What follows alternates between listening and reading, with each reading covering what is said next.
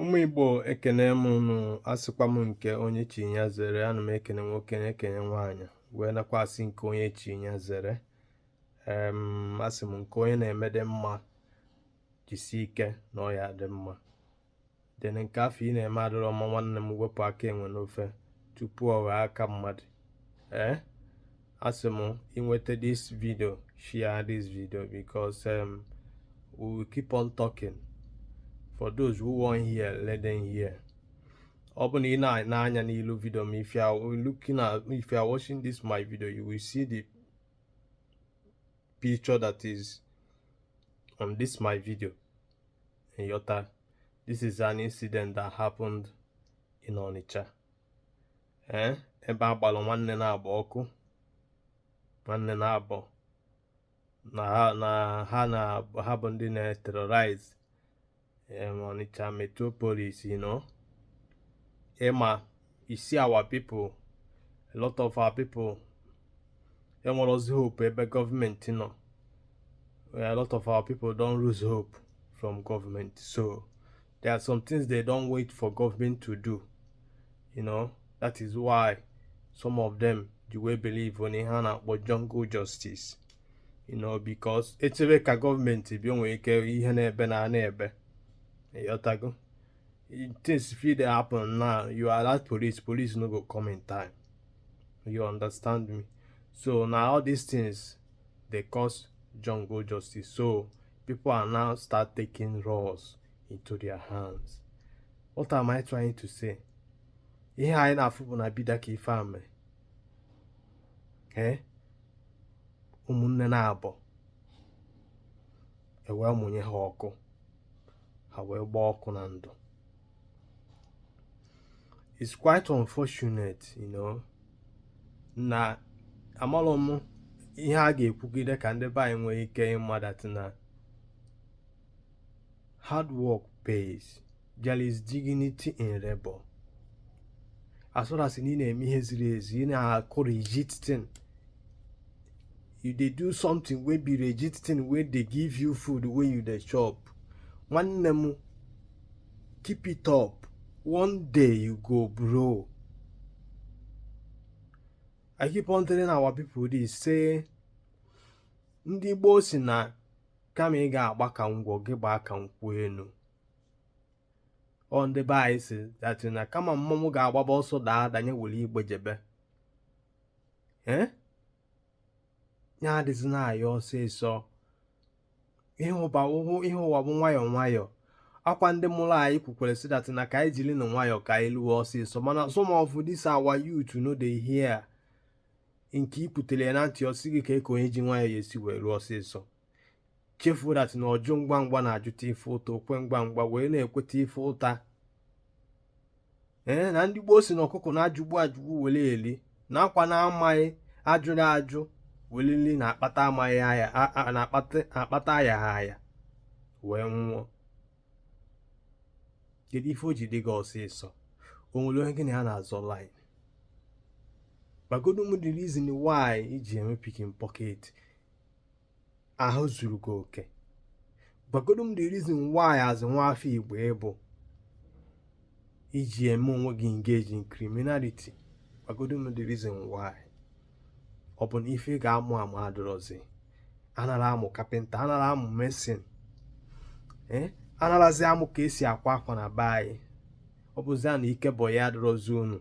Because this nowadays onwezi na-ekwu eje boy. How does anyị ncha niile ọsịsọ ọ dịrọ ka anyị nwa gbara boy.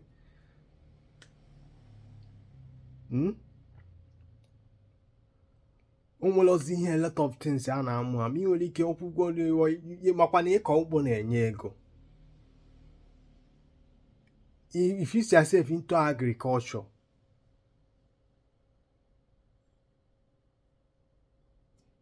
mana a na-ekwu like this, onye ọbụla chọrọ ya nke tata nke echi already made, nke agagolo eghe. Onwere ozi onye chọrọ ịta afụfụ, ọ ya abụ ọtacha afụfụ ka o nwee ike ịbalị ya uru.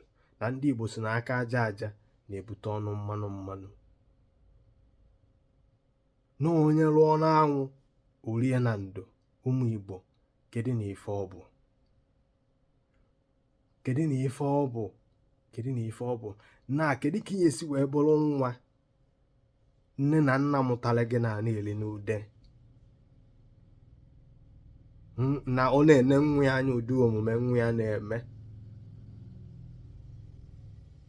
Some of them mama ha anwụsịana because of ụdị mkparamagwa ị na-akpa, because of ụdị omume ị na-eme, because of every time a na-eweta complain na ịbụ onye aka ntụtụ na ọ ịgafe ife efu, ị chọrọ ịbara onwe gị uru. Ọ bụ ụdị ndụ a ka nne na nna mụrụ gị bi? Ma ọ bụ na ị chọrọ ịbara onwe gị uru, in as much as na sometimes no some parents na-esokwa akọs ihe na-eme. Mana gị nwa bụ na-ege m ntị, gee m ntị azụ nwa afọ Igbo. Ịbụ Igbo mbụ, abụ m onye Igbo, ịbụrụ onye Igbo. Ihe eji wee mara anyị bụ ịgba mbọ. Nke afọ inwe zuolu gị, nke ị nwere zuolu gị, jiri nwayọọ nwayọọ na-atụtụ nakwa na-atụtụ obere ọgụ ụkpa eju. Ihe anụnwa na-eketa aka Disemba na-abịa. Ifere ihe m ejire wee tinye vidio a because of ndị be Mark Azụka. Agbara ụmụnne na-abụọ ọkụ na ndụ na bida. You can go and verify it. You can go and verify it. Ụmụnne na-abụọ etinye fata ya n'isi, write them up. Nwesị gị na-ege m ntị, anya saa, jiri nwayọọ. Onye ọwụna bi big man na ụwa bụ na bie ka ọ bịa, as far as na ị na-provide yourself ya daily bread, ọ ga ka ị bụ n'isi onwe gị. Onwekweni the one ị na-eme were enweta ego, keep it on, jiri nwayọọ na-aga. Nakwa n'ebe onye ọsọ lụrụ ka onye ije ga-eru. Ebe ọ bụ na onye ọsọ lụrụ n'ụwa ka onye ije ga-eru. Ọ dịghị ọsịsọ ị ga-ezute ife ike. Ihe ahụ okwu ndị gboo mụgasịla anyị kwugasị, wee were okwu a niile wee bie ndụ. Okwu ọ ga-abịa ị na-anụ, ọ na-abalị gị uru, na-edozi gị ndụ gị. Ofu okwu like this onye gboo gwara gị meanly thousands of things.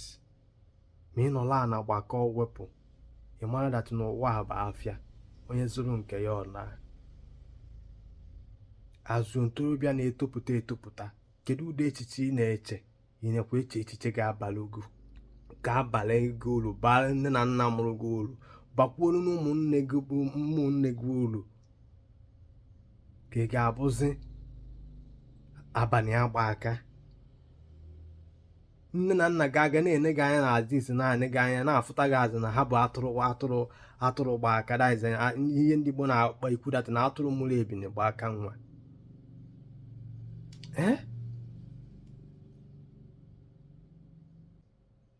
Afụrụ m vidio anụnwa. According to the report,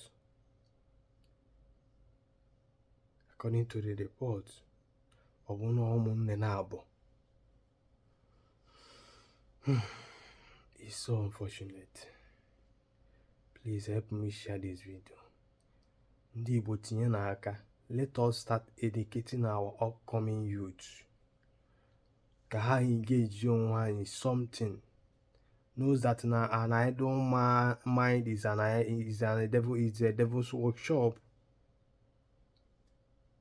Nwere ọtụtụ ọrụ aka mmadụ nwere n'ike ịmụ na ụmụnne m. Nwere ọtụtụ ọrụ aka na-enyekwa n'ego. Welder na-enye ego, kapịnta na-enye ego. Ị ka mbi kapịnta na-eme ihe fọnichọ, ọ na-enye ego.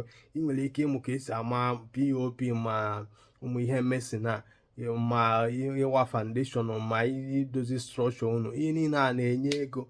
Ịkpa rọdụ ma ọ bụrụ na ịbụ welder na-enye ego. Ịmụ aluminium ka a na-akpịa ụmụ ma itinye ma windo anụnwa na-enyesi ego na be anyị. Ka ezi ka isi lapụ ihe anyị na-esi n'oli ka gị mma. Ọ dị mma. Kịta na nke a taa n'isi ụmụnne na-aba. Nne na nna mụrụ ha ga-anọrọ ebe afa nọ na-elu n'ude, afa dị ndụ, afa nwụrụ anwụ. that pain will forever live with them. But you, as young youth, don't care. Ịmara ụdị mmeli, ụdị pain your parents na-agabiga mgbe ị na-eme ife bụ na n'obodo achọrọ ife ahụ, ihe obodo jụrụ ajụ, ife ọ ga-abụ anụ like this na ị na-eme ya. A na-asị ọ bụ nwa onye na-eme ụdị ife a. Kedizi ka ị esi wee nọrụzi ya were gị wee na-ama atụ ife ọjọọ ebe ọ bụla ị gafee na ife fuo anụ afa gị like this, ndị mmadụ a na-agbasa ọsọ ọsọ.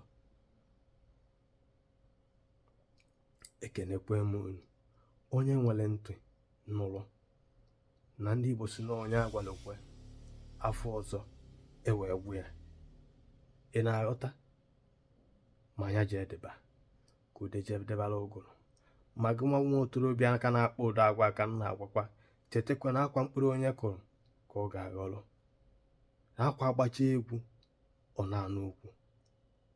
Ị na-aghọta ihe a na-egwe gị na ị chọọ ịnụ ịnụrụ, bara onwe gị uru, bara onwe gị uru.